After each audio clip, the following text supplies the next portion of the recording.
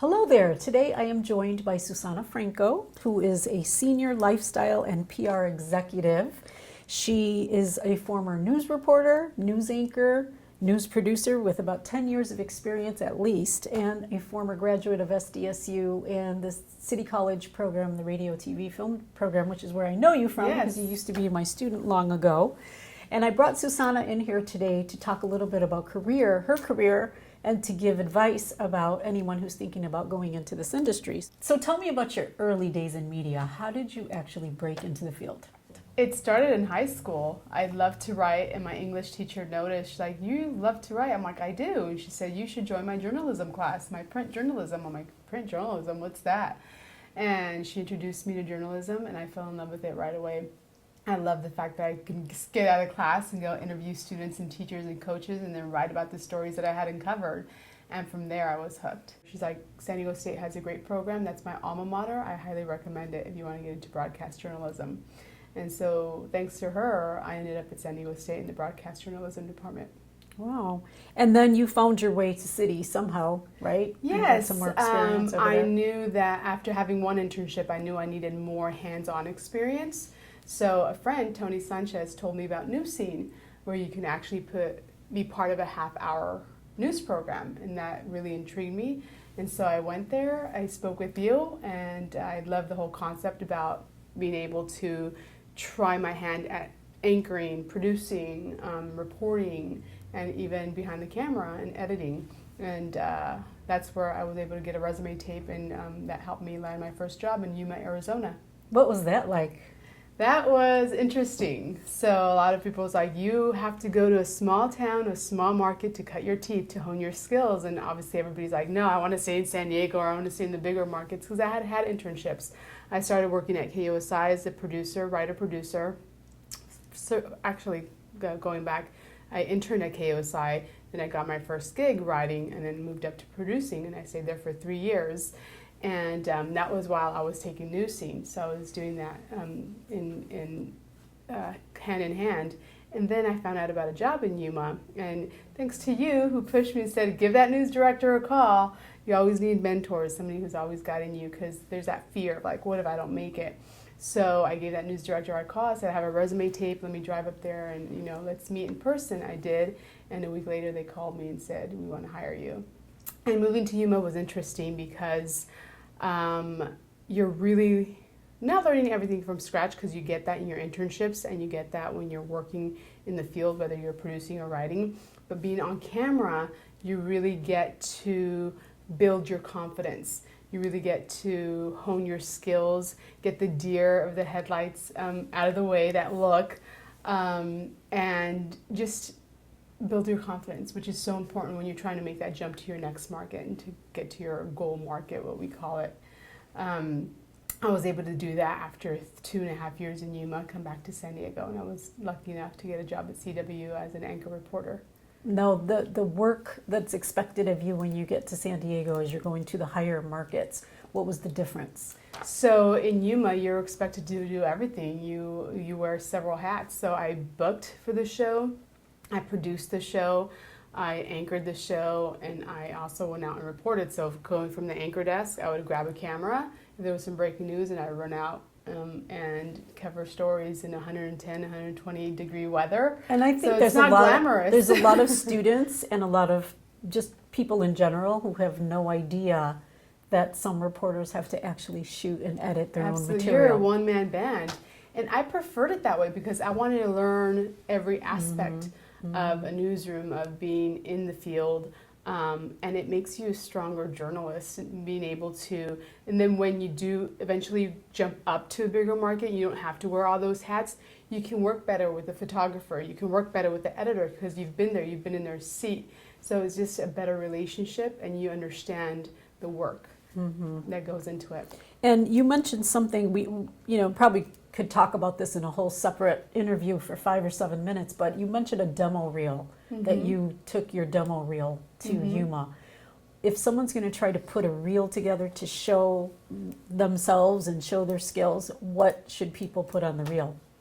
From reporting to weather to sports to anchoring, everything that you've done to show the news director your skills, what you're capable of, how you sound on camera, how you look on camera, and the type of stories that you can tell in a concise way. I did that. My first reel that I did was as an intern at the WB when we had a WB here in San Diego. I knew I wanted to take that internship seriously. A lot of students don't. They just go in there and maybe like, oh, I'll meet some people. But no, I tagged along with the reporters. I tagged along with the anchors, and I said, I want to learn from you. And I really wanted to take something out of it and something tangible. So I went in there, I did a semester, and I came out with a demo reel. And that helped me understand what I needed to do, because I'm like, I know I need to get a demo reel in the hands of a news director in order for them to take me seriously and see that I'm serious about my professional career. Mm-hmm. And going to Yuma is probably similar to San Diego in that there's a border town nearby, a lot of Latinos. How useful was being bilingual? Oh, it was, it helped me tremendously being able to communicate with people on both sides, and just the type of stories that I'm able to cover and pitch, and being able to communicate and interview those people and then translate into English is, to me, it's really helped me in my career land those specific jobs in those towns. So I know that things ended at CW here because they ended up closing the building basically and selling and all that. And so you and a lot of other people were kind of left hanging at that point, and you decided to make a very interesting transition. Instead of just going across the street to another station, you ended up breaking into a whole different field of public relations. How did that happen? Well, it was an interesting time in my life where I had started a family. I had 2 kids, Emma and Sebastian, and the hours, even though a lot of people think going into TV news, it's a glamorous job, it's a glamorous field. Well, it can be. It's also very difficult because of the hours. And as a mom, I wasn't interested in working the evening shift because I wanted to be there for my family for dinner time and bedtime. And that's ultimately what compelled me to make that switch from journalism, from TV into PR, just because I didn't want to wake up at 3 o'clock in the morning anymore. I wanted to give them my energy and my attention, and working remotely as a PR agent sounded magnificent at the time. I'm glad I made the switch, and it's a good balance. I do feel like I have the best of both worlds. I say I'm a stay-at-home mom with a career. While they're in school or in daycare, I work, 4 or 5 hours. It's amazing what you can do if you just dedicate your time in 4 or 5 hours. You can probably get more done than you do in an 8-hour day in the office. And I'm blessed enough to work for a company that allows me to do that. And the transition was fairly easier than I thought and anticipated, because as also here in CW, I wore several different hats. I booked for the weekend morning, I anchored, and I reported during the weekday. So booking, I worked very closely with PR executives and agents in town, and so I would see the type of work that they'd send my way. So I try to emulate that when I transitioned into PR, and that really helped me. The fields are very closely aligned. It's under the media umbrella. So I feel like a lot of people do transition from journalism, broadcast journalism, into PR. It's an easy transition.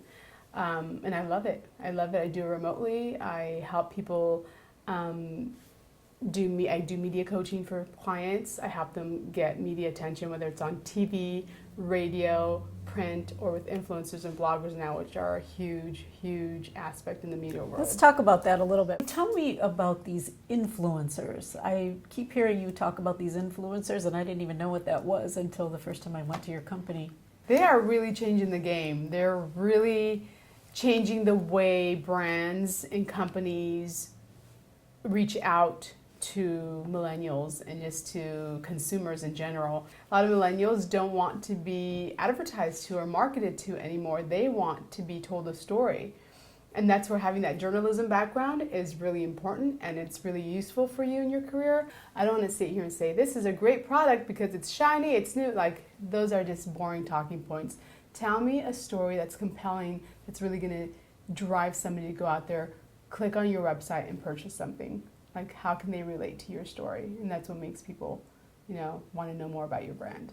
And there are brands and companies that say, hey, can you talk about my company, or can you support my company?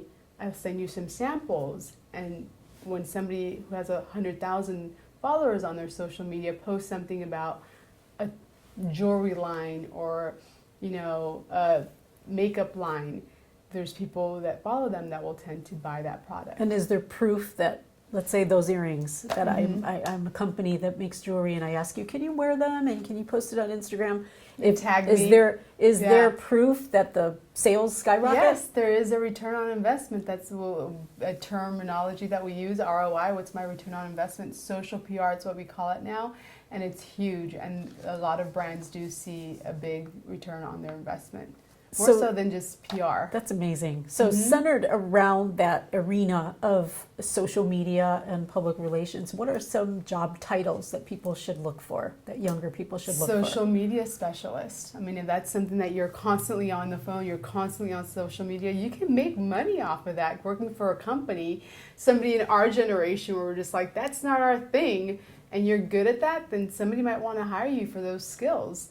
It's a skill set that you're building that is useful for you. And also, and you love taking a lot of selfies, a lot of pictures. There's companies that There's say a lot of you that like to take selfies. Yes, selfies. They'll say, "Hey, I need some pictures taken, some really cool pictures in a trendy way," and that's a job now. Wow.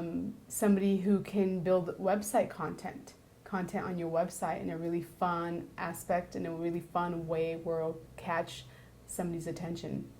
It seems like anything can catch anybody's attention Right. nowadays if it's just Right. done with taste, right? Absolutely. And unfortunately, there is some public relations where it's not so much with taste, Right. but A little it still distasteful. gets out there, Right. which is probably not something your Yeah. company pushes. And that's the thing. There's so much out there, and they're entrepreneurs too. It's a field that I really was open to when I jumped into PR, because I work with a lot of small to medium-sized companies where they're entrepreneurs who have an idea and made it come to fruition because they saw a need and they filled that need.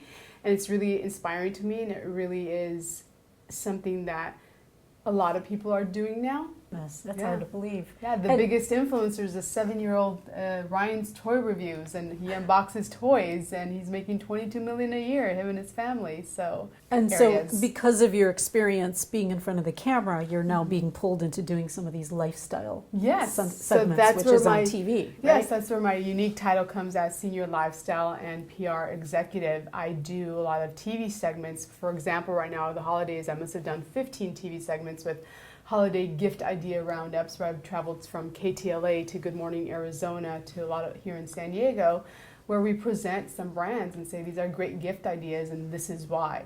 And the clients love that because they know that I have credibility having been on camera and that I will present their brands in a very credible way. Do you have any final thoughts or advice for anybody who might be watching, either a student getting out of university or even somebody that's wanting to switch careers from journalism to PR? Any final thoughts?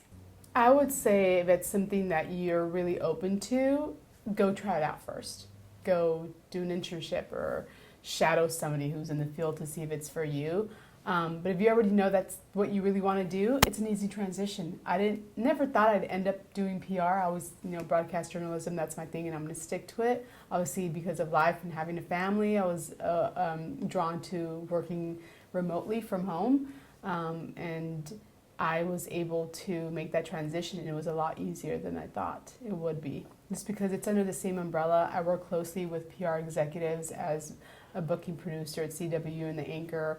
I'd see the press releases that would come through. So I'm like, okay, I see how it's done and I know how we can do it. And also you're thinking, as a producer on TV, you're thinking what works for TV, the angles that work. So when you're on the PR side, you have that knowledge. So it's a lot easier. Like, this would make a great TV segment, and you set it all up for them. And there's no way the producer can say no to that. Like, you've basically done all the work for me. Thanks. Come on in. And that's what helped me and led me to do lifestyle segments. I set up entire segments for the producer. I just walk in with the products, it's set up for them, and it's an easy day for them. Awesome. Susanna, thank you so much. I really appreciate her being here today and all the great advice that you gave. I am especially proud of you. Thank you. Because I knew you long ago when you were just a budding student, just trying to learn it all, and to see where your career has gone over the years is really, it's really something to Thank see you. I used to watch you on Saturday mornings as an anchor. I'd be like, oh my goodness, there's my little student. So thank you once Yes. again. And thank you. No, you're Thanks, welcome. thanks to you, I am where I am. Thank you. Let's hope that something that you said will catch on to somebody out there that Absolutely. might be where you were 10, Absolutely. 15 years ago, right? Absolutely. And I'm always open to help anybody who's needing it. You can find me on social media. Thank you.